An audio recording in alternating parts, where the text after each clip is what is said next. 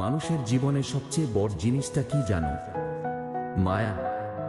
একটা অদ্ভুত টান, যেটা চোখে দেখা যায় না, কিন্তু হৃদয়ে অনুভব করা যায়। ছোটবেলায় যখন আমরা কাদা মাখা পায়ে খেলতাম, তখন মা দূর থেকে ডাক দিতেন, খোকা আসো খেতে হবে। আমরা দৌড়ে গিয়ে মায়ের হাত ধরতাম। সেই সময় হয়তো বুঝতাম না, কিন্তু আসলে মায়ের মায়াই ছিল পৃথিবীর সবচেয়ে নিরাপদ আশ্রয়। বয়স যত বাড়তে থাকে, আমরা ধীরে ধীরে সেই মায়ার গুরুত্ব ভুলে যাই। মা যখন ডাকেন, খোকা খাবি না, আমরা বিরক্ত হয়ে বলি, এখন নয় মা, পড়ছি। ঠিক তখনই আমরা ভুলে যাই, মায়া হারিয়ে গেলে সেটাকে আর কখনো ফিরে পাওয়া যায় না। বাবার মায়া আবার অন্যরকম। সেটা লুকানো থাকে দায়িত্বের ভেতর। রাতে ক্লান্ত শরীরে বাবা সাইকেল ঠেলে বাজার নিয়ে ফেরেন, কিন্তু সেটা আমরা কখনো খেয়াল করি না।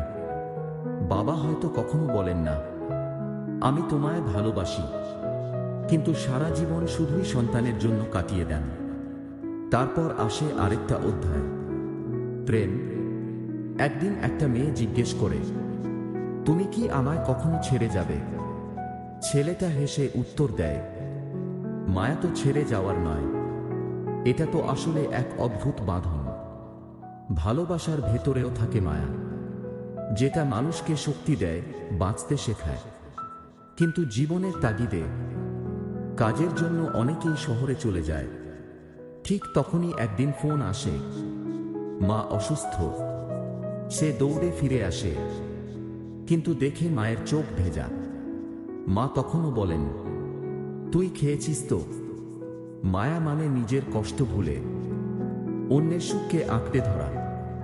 আমরা সবাই একদিন একা হয়ে যাব, কিন্তু যেটুকু মায়া দিয়ে যাব, সেটাই থেকে যাবে চিরকাল। মায়া মানে শুধু রক্তের সম্পর্ক নয়, মায়া মানে ভালোবাসা, যত্ন আর নিঃস্বার্থ টান। মায়া হলো এমন এক বন্ধন, যা মৃত্যু ভাঙতে পারে না।